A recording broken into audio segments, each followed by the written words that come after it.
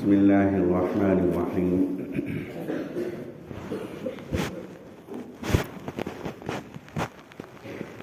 الحمد لله رب العالمين، والصلاة والسلام على سيد الأنبياء والمرسلين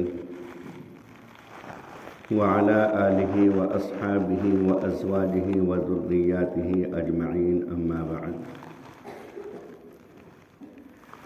فأعوذ بالله من الشيطان الرجيم. بسم الله الرحمن الرحيم. كل من عليها فان ويبقى وجه ربك ذو الجلال والإكرام. وقال عز وجل في آية أخرى: كل نفس ذائقة الموت وإنما توفون أجوركم يوم القيامة فمن زحزح عن النار وأدخل الجنة فقد فاز وما الحياة الدنيا إلا متاع الغرور. وقال تعالى في مقام آخر: كل نفس ذائقة الموت ونبلوكم بالشر والخير فتنة وإلينا ترجعون. وقال تبارك وتعالى: إذا السماء انفطرت وإذا الكواكب انتثرت وإذا البحار فجرت وإذا القبور بعثرت علمت نفس ما قدمت وأخرت يا أيها الإنسان ما غرك بربك الكريم الذي خلقك فسواك فعدلك في أي صورة ما شاء ركبك. صدق اللہ العلی العظیم. معزز سامعین، عزیز طلباء، روزانہ کسی نہ کسی انتقال کی خبر ہم لوگ سنتے ہیں، اور کبھی وہ انتقال ہمارے کسی عزیز میں، کسی رشتہ داری میں، اور ہمارے کسی بہت زیادہ تعلق اور رشتہ رکھنے والوں میں ہوتا ہے، اور بعض مرتبہ وہ انتقال بہت دور کسی اور ملک میں ہوتا ہے، لیکن دل کے اوپر اس کا ایسا گہرا اثر ہوتا ہے کہ جیسا کہ ہمارے کسی عزیز کا انتقال ہو گیا ہو. اسی ہفتے میں عالم اسلام کی ایک عظیم ترین شخصیت اور پڑوسی ملک کے شیخ الاسلام، مفتی اعظم اور بہت سارے بڑے بڑے اکابرین کے استاد گرامی حضرت مفتی شفیع صاحب رحمۃ اللہ علیہ مشہور عالم دین ہوئے ہیں. آپ جانتے ہیں معارف القرآن کے مصنف. ان کے بڑے صاحبزادے حضرت مفتی تقی عثمانی دامت برکاتہم العالیہ کے برادر گرامی، ان کے بڑے بھائی حضرت مفتی رفیع عثمانی رحمہ اللہ تعالی رحمۃ واسعۃ، ان کا انتقال ہوا ہے. حضرت والا سے ہماری ملاقات کئی سال پہلے مدینہ منورہ میں ہوئی تھی. اتنے اونچے درجے کے آدمی، اتنے بڑے عالم. ہم بھی اٹھ کر کے چلے، حضرت سے ملاقات کی، کچھ دیر گفتگو ہوئی. جب اٹھ کر کے چلے تو پورے پاکستان کے مفتی اعظم، اور جب اٹھ کر کے چلے تو ہم نے اپنے جوتے لیے اور ہم نے کوشش کی کہ حضرت والا کے جوتے بھی ہم لے لیں، لیکن حضرت نے اپنے جوتے اٹھائے. باب الملک فہد سے نکلنا تھا. حضرت سے ہم نے درخواست کی کہ حضرت جوتے ہم لے لیں. حضرت نے منع فرما دیا. فرمایا کہ یہ مقام، یہ جگہ ایسی ہے کہ یہاں خدمت لینا مناسب نہیں. آہستگی کے ساتھ، بڑی شرافت کے ساتھ انہوں نے جملہ فرمایا کہ یہ مقام اور یہ جگہ ایسی ہے کہ یہاں خدمت لینا مناسب، یعنی کہ یہاں خادم بن کر کے آئے آدمی اور یہاں غلام بن کر کے آئے، یہاں مخدوم نہ بن کر کے آئے، یہاں اپنے آپ کو بڑا نہ سمجھے، یہاں سب برابر ہے. دربار رسول صلی اللہ علیہ وسلم ہے تو رسول کریم صلی اللہ علیہ وسلم کے دربار میں سب برابر ہیں. دربار الہی ہے، تو بادشاہ ہے اپنی سلطنت کا، تو بادشاہ ہے اپنے ملک کا، تو وزیر ہے، گورنر ہے، تو کتنا بھی اونچے درجے کا دولت مند یا کتنا بھی بڑا تو علامہ ہے، کتنا بھی بڑا تو حافظ قرآن عالم دین، اور تو بھلے ہی اپنے ملک کا مفتی اعظم اور شیخ الاسلام ہیں، لیکن میرے دربار میں آنا ہے تو سارے کپڑے نکال کر کے صرف 2 کپڑے پہن لے، احرام کی حالت میں اپنے آپ کو ذلیل و خوار کر کے، اپنے آپ کو مکمل طریقے سے بے کسی بے بسی کے عالم میں تو 2 کپڑے پہن، ایک لنگی کی جگہ اور ایک اس طریقے سے ڈال لے، تجھے ننگے سر آنا پڑے گا، ننگے پیر آنا پڑے گا۔ یہ اللہ رب العزت نے سب انسانوں کے لیے لازم قرار دیا، آنا پڑے گا اسی حال میں۔ تو کتنا بھی اونچے درجے کا آدمی ہے، دینی اعتبار سے ہے یا دنیاوی اعتبار سے ہے، ہمیں اس سے کوئی بحث نہیں۔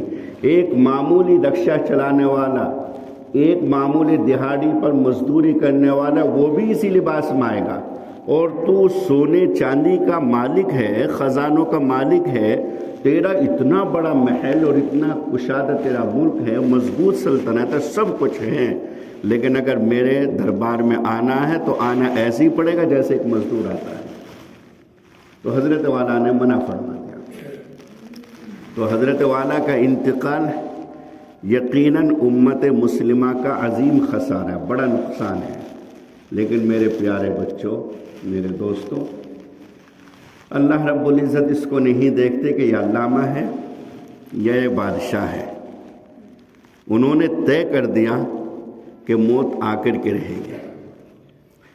سب سے زیادہ نفع بخش، سب سے اونچی ذات کے مالک، سب سے اعلیٰ ترین شخصیت، سب سے زیادہ فیض پہنچانے والے، تمام فیوز و برکات کو اگر ایک جگہ جمع کیا جائے اولین اور آخرین کی، تو ان سب کے مجموعے کا نام رسول پاک صلی اللہ علیہ وسلم۔ یہ مرکز البرکات، مرکز السعادات ہیں، تمام سعادتیں، تمام نیک بختیاں، تمام برکتیں، تمام فیضان، تمام علوم، تمام نیک اعمال، تمام خیر، تمام بھلائی کی چیزیں انہی کے قلب مبارک سے نکلی ہیں۔ اللہ نے انہی کے قلب کو مرکز بنایا۔ لیکن میرے پیارے دوستو، جب موت آئی تو اللہ سے ملاقات کے لیے موت کے ذریعے ان کو بھی جانا پڑا۔ تو اس لیے اللہ رب العزت اس چیز کو نہیں دیکھتے کہ یہ کتنا بافیض عالم ہے، یہ کتنا عادل بادشاہ ہے۔ اگر یہ رہے گا تو زمین کے اوپر انصاف قائم رہے گا، اگر یہ رہے گا تو زمین کے اوپر جہالت کے جو اندھیرے ہیں وہ چھٹتے رہیں گے، علم کی روشنی، علم کے نور سے لوگ فیضیاب ہوں گے، لوگوں کو بڑا فائدہ ہوگا۔ تو ان کی شان ایسی ہے کہ جب وہ ان کو نہیں دیکھتے تو وہ یہ کیسے دیکھیں گے کہ اس کے چھوٹے چھوٹے معصوم سے بچے ہیں، انہیں کسی کی پرواہ نہیں۔ خود اللہ کہتے ہیں لا ابالی، میں کسی کی پرواہ نہیں کرتا۔ اللہ فرماتا ہے انا الغنی، میں بے نیاز ہوں، لا ابالی، مجھے کسی کی پرواہ نہیں، چاہے جوان بیوی ہو، چاہے چھوٹے چھوٹے معصوم بچے ہوں، چاہے بوڑھے ماں باپ ہوں، کمزور ماں باپ ہوں۔ جب اللہ تعالیٰ اتنی بڑی شخصیت کے مالک کو نہیں چھوڑتے تو اللہ اس شخص کو کیسے چھوڑیں گے کہ جس کے چھوٹے چھوٹے معصوم سے بچے ہیں۔ موت کا وقت متعین ہے، جب وہ وقت آتا ہے دوستو تو پھر وہ 1 منٹ کے لیے ان اجل اللہ اذا جاء لا یؤخر، 1 منٹ کے لیے مؤخر نہیں ہو سکتا۔ سکندر اعظم جس نے 32 سال کی عمر میں دنیا کا تقریباً پورا کا پورا حصہ فتح کر لیا، پورا کا پورا حصہ فتح کر لیا دنیا کا، 12 سال تک گھوڑے کی پیٹھ پر رہا، بس سونے کے لیے یا استنجا وغیرہ کے لیے، ورنہ تو گھوڑے کی پیٹھ پر ہی سو لیا کرتا تھا، گھوڑے کی پیٹھ پر سوار رہتا تھا۔ 12 سال تک مختلف ملکوں کے اندر، مشرق سے لے کر کے مغرب تک، شمال سے لے کر کے جنوب تک، ایسا اس کا ڈنکا بجا کہ پوری دنیا کو زیر و زبر کر دیا، پوری دنیا کو تہوبالا کر دیا، فتح کرتا ہوا ادھر روس کو، قزاقستان، تاجکستان وغیرہ کو فتح کرتا ہوا، پڑوسی ملک سے ہندوستان کو، ان سب کو فتح کرتا ملتان پہنچا۔ ملتان اس کو ایک تیر لگا، جب تیر لگا زخم کی تاب نہ لا سکا تو کہنے لگا کہ ملتان کے تمام لوگوں کو قتل کر دو، حتیٰ کہ ملتان کے اگر کتے بلیاں ان کو بھی ذبح کر دو۔ اس قدر غضبناک ہوا۔ اور جب ملتان سے چلنے لگا، عراق کی سرحد میں داخل ہوا تو اس کی تکلیف بڑھی، شدید تکلیف میں مبتلا ہوا تو کہنے لگا عاجزی کے ساتھ، بے بسی کے ساتھ، دنیا کو فتح کرنے والا، دنیا کو تہ و بالا کرنے والا، زیر و زبر کرنے والا، وہ کہتا ہے کہ کاش کوئی میری پوری سلطنت لے لے، پوری سلطنت لے لے، جتنا میں نے فتح کیا ہے جو میرے پاس پہلے تھا، کاش میری پوری کی پوری سلطنت لے لے، پورا کا پورا علاقہ اور پوری دولت میری لے لے، لیکن مجھے چند دن زندگی کے مستعار دے دے، جس سے کہ میں اپنے ملک چلا جاؤں، اس لیے کہ میں اپنے ملک میں مرنا چاہتا ہوں، میں پردیس میں مرنا نہیں چاہتا، میں یہاں پردیس میں ہوں۔ عراق کے بعد ترکی سے ملا ہوا مقدونیہ، کہ کاش میں مقدونیہ چلا جاؤں۔ اس زمانے کے اعتبار سے سفر تقریباً 1 مہینے کا تھا کہ کاش میں مقدونیہ چلا جاؤں، لیکن میں نے اس کے اوپر سنایا بچوں، ان اجل اللہ اذا جاء لا یؤخر، ایک گھڑی لا یستأخرون ساعۃ ولا ساعۃ ولا یستقدمون، ایک گھڑی نہ آگے ہو سکتی، ایک گھڑی نہ پیچھے ہو سکتی۔ اگر اللہ چاہے اسی وقت موت دینا تو اللہ یہ نہیں دیکھیں گے میرا بندہ بیان کر رہا ہے، ذرا یہ بیان پورا کر لے اس کے بعد موت دوں گا، نہیں۔ اللہ کی شان ایسی ہے کہ کتنے خطیب خطاب کرتے ہوئے، کتنے لوگ قرآن پڑھتے ہوئے اور بس یوں لڑک جاتے ہیں، انتقال کر جاتے ہیں۔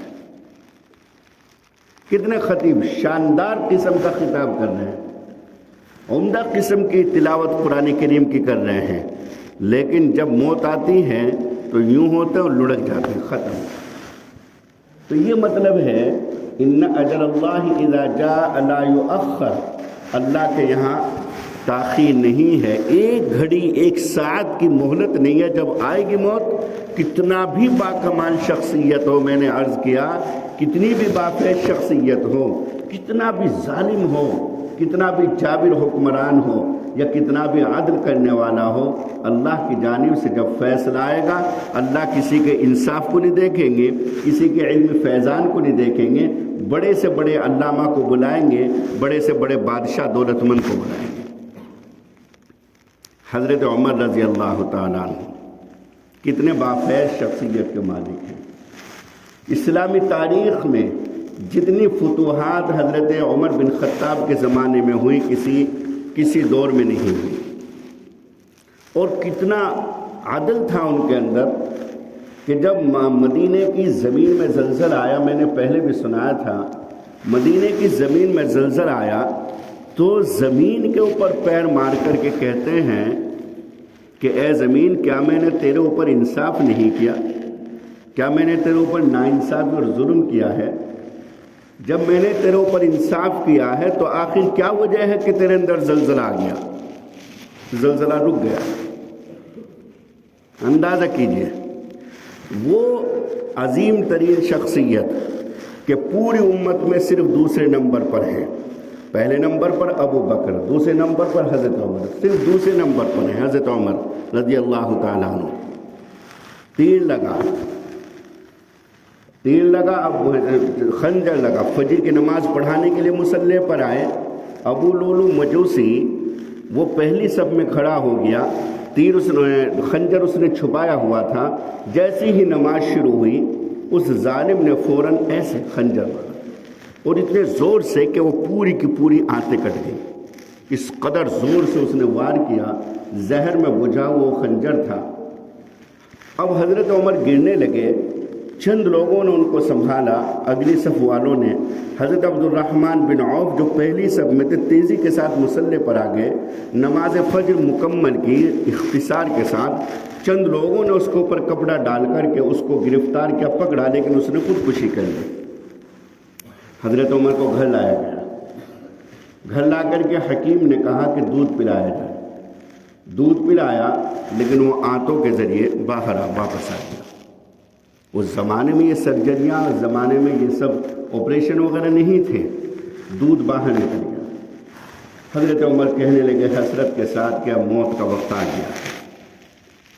اپنے بیٹے عبداللہ ابن عمر سے کہا کہ عبداللہ، اماں عائشہ کے پاس جاؤ اور ان سے کہنا کہ عمر بن خطاب یہ درخواست کرتا، امیر المومنین نہ کہنا، امیر المومنین نہ کہنا، بلکہ کہنا کہ عمر بن خطاب درخواست کرتا ہے، اور درخواست یہ کرتا ہے کہ میری درخواست اور گزارش اور خواہش ہے کہ میں اپنے دونوں صاحب کے ساتھ دفن ہونا چاہتا ہوں، ان کے ساتھ قبر میں آرام کرنا چاہتا ہوں۔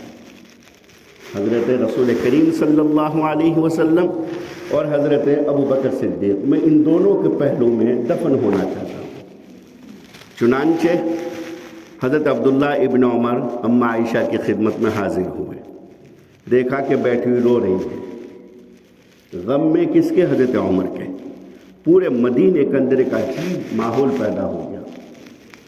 باکمال شخصیت، انصاف کرنے والے، زمین کو انصاف سے بھرنے والے حضرت عمر رضی اللہ تعالیٰ عنہ دیکھا کہ رو رہی حضرت عائشہ صدیقہ، کہا کہ اماں، عمر بن خطاب میرے والد آپ سے پوچھ رہے ہیں اور اپنی خواہش کا اظہار کر رہے ہیں کہ اجازت اگر ہو تو میں آپ کے حجرے میں اپنے ان دونوں ساتھیوں کے ساتھ آرام کرنا چاہتا ہوں، میری قبر کی جگہ یہاں مل جائے۔ حضرت عائشہ صدیقہ کا رونا بڑھ گیا اور فرمانے لگیں کہ میری اپنی خواہش تھی، صرف یہاں ایک قبر کی جگہ باقی تھی، میری اپنی خواہش تھی کہ میں اپنے والد اور اپنے خاوند رسول کریم صلی اللہ علیہ وسلم، اپنے والد ابو بکر صدیق اور اپنے خاوند رسول اللہ صلی اللہ علیہ وسلم کے پہلو میں میری قبر بن جائے، لیکن عمر ایسے ہیں کہ میں اپنے اوپر ان کو ترجیح دیتی ہوں، عمر ایسے ہیں کہ میں اپنے اوپر ان کو ترجیح دیتی ہوں۔ واپس آ گئے کہ مبارک ہو ابا، اماں عائشہ نے اجازت دے دی۔ اب کیا عجیب انداز تھا، کہنے لگے کہ بیٹے جب میرا انتقال ہو جائے، میرا انتقال ہو جائے تو ایک مرتبہ جنازہ دروازے پہ لے جا کر کے رکھ دینا اور پھر پوچھنا کہ میرا ابا کی خواہش یہ تھی اگر وہ اجازت دیں تو دفن کر دینا، ورنہ تو عام قبرستان البقیع میں دفن کر دینا، اس لیے کہ ممکن ہے کہ زندگی میں میرے لحاظ میں انہوں نے یہ بات فرما دی ہو۔ چنانچہ انتقال جب محسوس ہوا کہ بالکل انتقال کا وقت اب قریب ہے، تو حضرت ابن عمر بیٹے ہیں، ابن عمر کی گود میں اپنے ابا کا سر ہے، یہاں گود میں ایسے لگایا ہوا ہے سر، اور بیٹھے ہوئے ہیں عبداللہ۔ حضرت عمر رضی اللہ تعالیٰ عنہ کہنے لگے کہ بیٹے مجھے زمین پر لٹا دے، یعنی کہ میرا سر زمین پر لگے۔ انہوں نے یہاں سے سر تھوڑا یہاں کیا، گھٹنوں پر لے آئے، کہنے لگے وَيْحَ لَكَ يَا عَبْدَاللہ، یہ ایک جملہ ہے عربی میں، تیرا ناس ہو عبداللہ، میں کہہ رہا ہوں مجھے زمین پر لٹا دے، گود سے میرا سر نکال دے، مجھے زمین پر لٹا دے۔ چنانچہ حضرت عبداللہ ابن عمر نے ذرا پیچھے ہٹے اور پیچھے ہٹ کر کے زمین پر لٹا دیا، مٹی پر لیٹے تو یہ داہنا رخسار اس طریقے سے ایسے رگڑنے لگے۔ حضرت علی اپنے بیٹے حضرت حسن کو لے کر کے آگے، دیکھا کہ عمر زمین کے اوپر اپنا چہرہ، اپنا رخسار رگڑ رہے ہیں۔ حضرت علی کہنے لگے عمر کیا موت سے ڈر رہے ہو؟ فرمایا عمر نے کیا عجیب انداز تھا، اتنے اونچے درجے کا آدمی کہ جس کے بارے میں رسول کریم صلی اللہ علیہ وسلم نے فرمایا کہ میرے بعد اگر نبوت کا سلسلہ برقرار رہتا، جاری رہتا تو عمر نبی ہوتے۔ اللہ کے رسول نے فرمایا کہ میں نے بہت شاندار ایک سونے چاندی ہیرے جواہرات زمرد کا محل دیکھا، تو میں نے پوچھا کہ اتنا شاندار محل کس کا ہے، تو بتایا کہ عمر کا ہے۔ بے شمار واقعات حضرت عمر رضی اللہ تعالیٰ عنہ، اس کے باوجود کہنے لگے میں موت سے نہیں ڈر رہا ہوں علی، میں موت کے بعد کے منظر سے ڈر رہا ہوں. مجھے موت سے نہیں ڈر لگ رہا ہے. موت کے بعد جو منظر ہوگا، موت کے بعد جو حالات میرے ساتھ پیش آئیں میں ان سے ڈر رہا ہوں. اندازہ کرو دوستو کہ عمر اتنی شان والے کہ کبھی کبھی ان کی مرضی اور مشورے کے مطابق اللہ وحی نازل فرما دے. اور یہ متعدد مرتبہ صحابہ کرام نے اپنے کانوں سے حضرت عمر کے بارے میں بشارتیں سنی کہ وہ جنتی ہے. اس کے باوجود وہ یہ کہیں کہ مجھے موت سے نہیں ڈر لگ رہا، مجھے موت کے بعد سے ڈر لگ رہا ہے. تو یہ کہہ کر کے رونے لگے. حضرت علی نے فرمایا کہ اے عمر لا تحزن، تم گھبراؤ مت، میں اور میرا بیٹا یہ حسن دونوں اللہ کے حضور میں تمہاری گواہی پیش کر، اس لیے کہ میں نے اپنے ان کانوں سے سنا اللہ کے رسول صلی اللہ علیہ وسلم کی وہ باتیں اور وہ بشارتیں جو تمہارے بارے میں ہمارے نبی نے فرمائی ہیں، اس لیے گھبراؤ نہیں.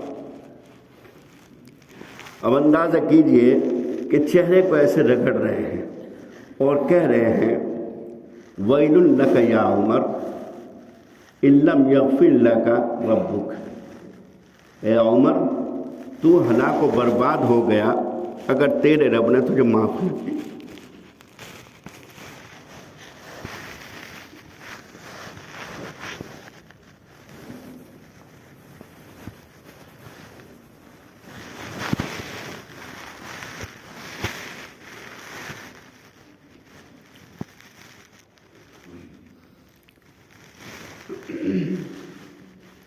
یہ جملہ کہہ رہے ہیں بچوں اس چیز کا کہ اتنے اونچے درجے کا آدمی اور اتنا فکر مند ہے اور ہم لوگ قرآن سے، سنت سے، نیک اعمال سے، اچھائیوں سے اتنے دور ہو رہے ہیں، اس کے باوجود کبھی احساس تک نہیں ہوتا کہ موت کے بعد ہوگا کیا. حضرت عمر جیسا آدمی ویل لک یا عمر اپنے آپ کو خطاب کر کے کہ اے عمر تو برباد ہو گیا. ان لم یغفر لک ربک، اگر تیرا رب تجھے معاف نہ کرے تو کچھ نہیں. یہ حضرت عمر رضی اللہ تعالیٰ اور یہی کہتے کہتے اور کلمہ طیبہ پڑھتے ہوئے اس دنیا سے رخصت ہو گئے. اس کے بعد جنازہ حجرہ عائشہ صدیقہ پر لایا گیا. عبداللہ ابن عمر اندر گئے اماں عائشہ کے پاس اور کہا کہ میرے ابا کی نصیحت یہ تھی کہ انتقال کے بعد ایک مرتبہ اور معلوم کر لینا. عائشہ رو کر کہنے لگی کہ عمر اس ذات کے اور شخصیت کے مالک ہیں کہ ان کے انتقال سے پہلے جو وعدہ کیا جائے انتقال کے بعد بھی وہی وعدہ، اس میں کوئی تبدیلی نہیں. ایسا کیسے ہو سکتا ہے کہ عمر کی زندگی میں وعدہ کر لوں اور عمر کے انتقال کے بعد میں اس وعدے سے پھر جاؤں. میرا یہی وعدہ ہے کہ عمر کو یہاں دفن کر دیا جائے. چنانچہ قبر تیار کی گئی. حضرت عمر رضی اللہ تعالیٰ عنہ کو قبر میں اتار دیا گیا. حضرت علی کہنے لگے یا عمر انی سمعت رسول اللہ صلی اللہ علیہ وسلم، اے عمر مجھے یقین تھا کہ تیری قبر یہی بنے گی. اے عمر مجھے یقین تھا، جب قبر میں ان کو اتار دے گا مجھے یقین تھا کہ تیری قبر یہی بنے گی. لأننی سمعت رسول اللہ صلی اللہ علیہ وسلم، اس لیے کہ میں نے تو اللہ کے رسول صلی اللہ علیہ وسلم سے متعدد مرتبہ سنا میں نے. اللہ کے رسول فرماتے دخلت انا و ابو بکر و عمر، خرجت انا و ابو بکر و عمر، کہ کہیں بھی کوئی معاملہ ہوتا تھا تو رسول اللہ کہتے میں داخل ہوا، ابو بکر داخل ہوئے، عمر داخل ہوئے. اور کہیں سے جب نکلتے تھے تو رسول اللہ کہتے تھے خرجت انا و ابو بکر و عمر، میں نکلا، ابو بکر نکلا، عمر نکلا.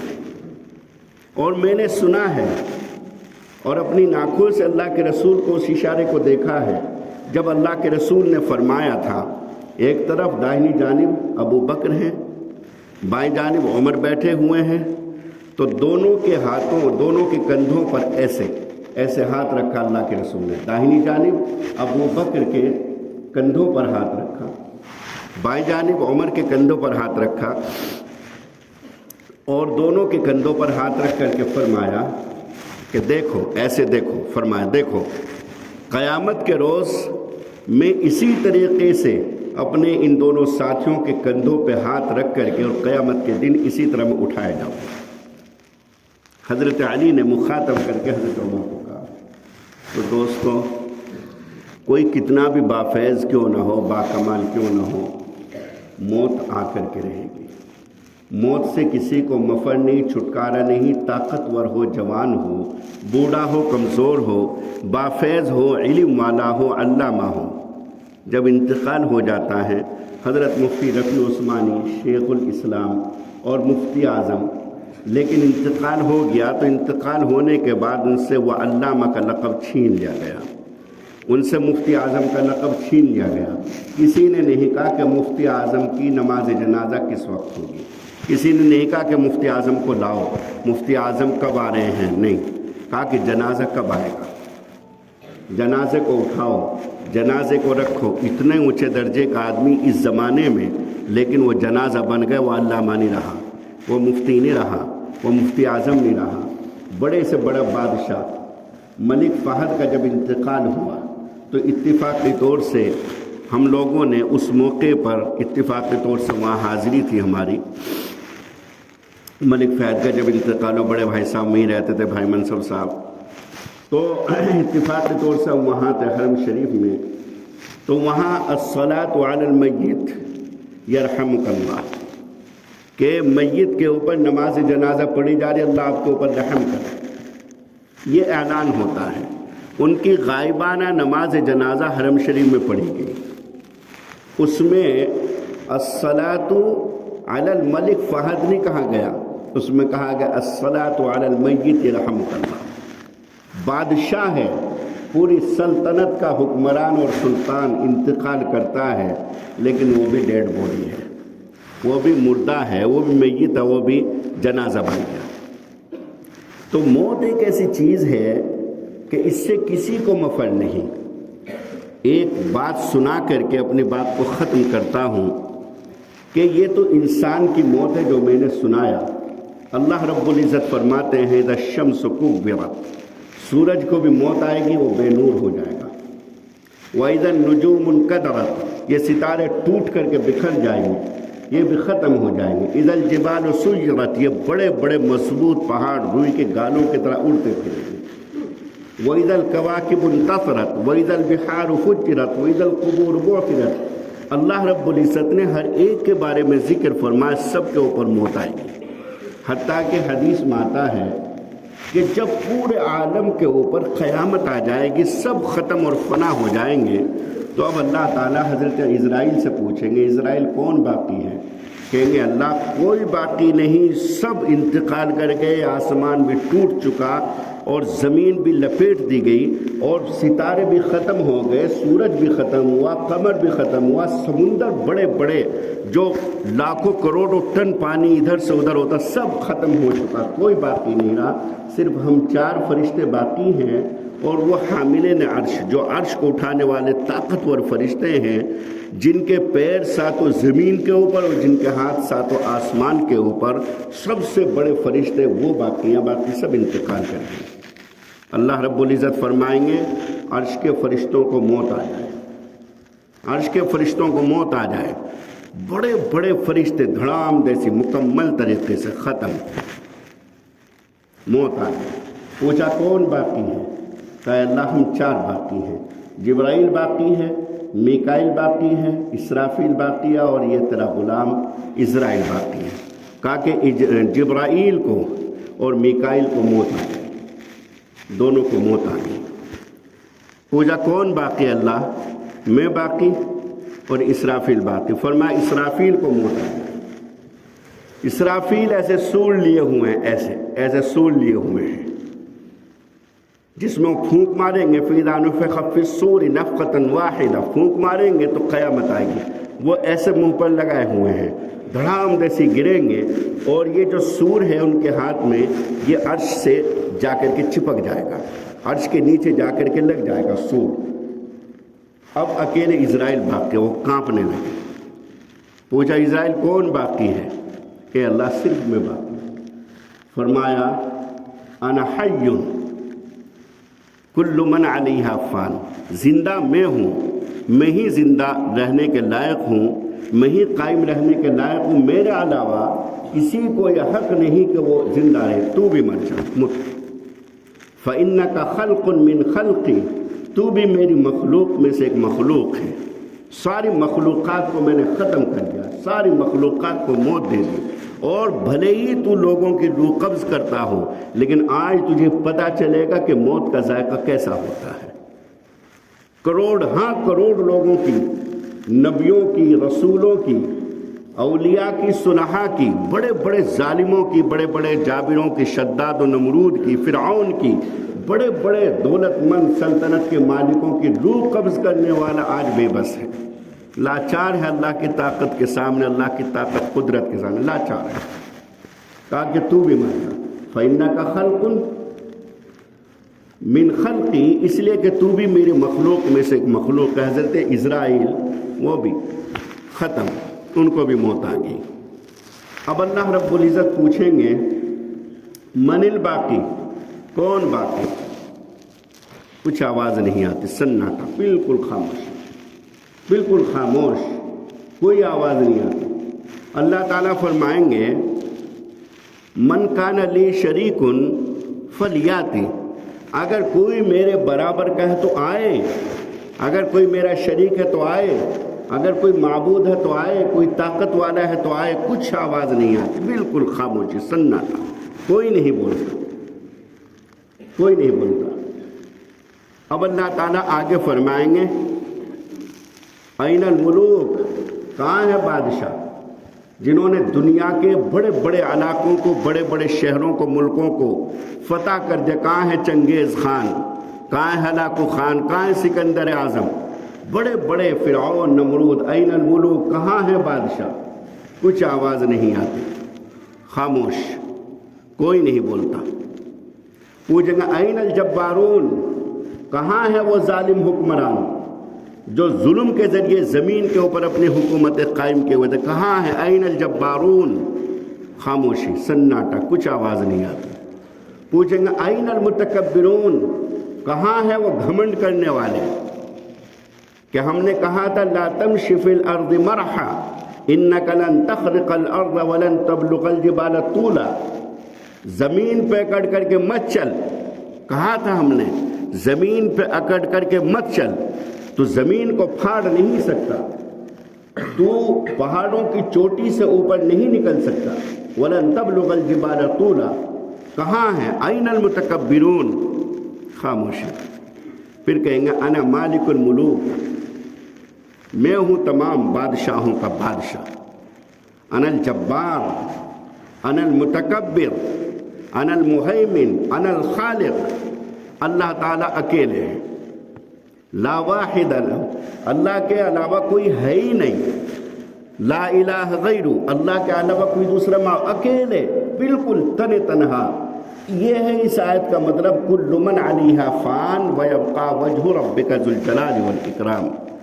ہر چیز، حتیٰ کہ تمام فرشتے، تمام زمین، آسمان، ستارے سب ختم، صرف اکیلے اللہ اعلان کر رہے ہیں، کوئی جواب نہیں ملتا، سناٹا، بالکل، نہ کوئی نبی بولتا، نہ کوئی رسول بولتا، نہ کوئی بادشاہ بولتا، نہ کوئی دولت مند بولتا، کوئی نہیں بولتا، نہ کوئی فرشتہ بولتا، اور بس اکیلے اللہ کہہ رہے ہیں این الملوک، این الجبارون، این المتکبرون۔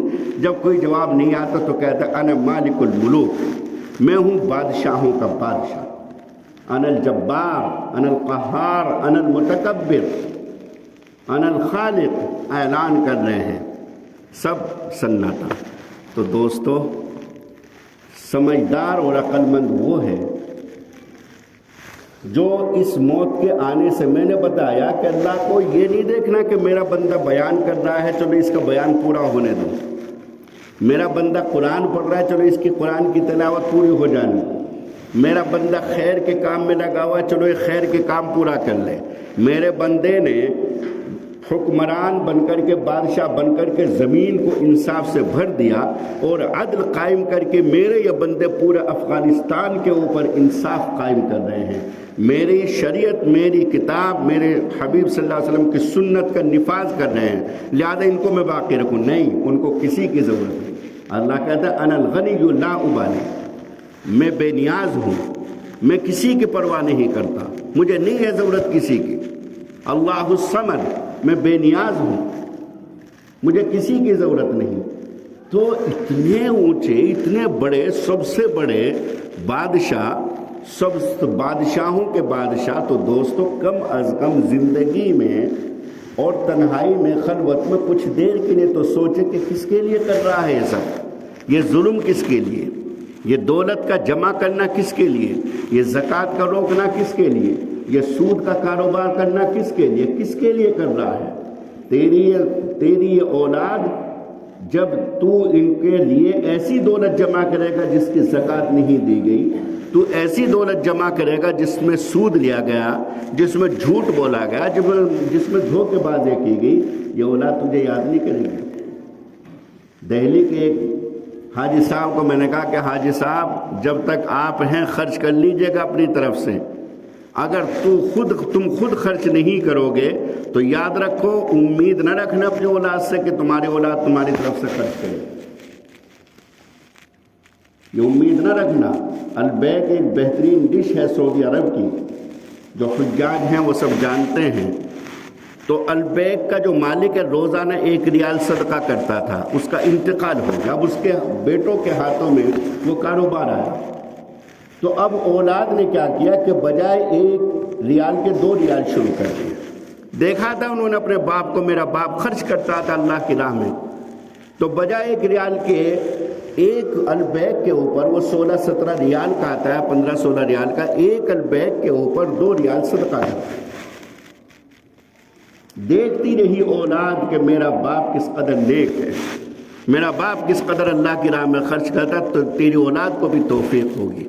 اور جب تو بخالت اور کنجوسی سے کام لے گا تو اولاد سے امید نہ رکھ کہ اولاد تیرے لیے خرچ کرے گی اور تیرے لیے ایصال ثواب کا ذریعہ بنے گی۔ اللہ تعالی ہم سبھی کو موت کو برابر یاد رکھنے کی توفیق عطا فرمائے، آمین یا رب العالمین۔ وآخر دعوانا ان الحمد للہ رب العالمین۔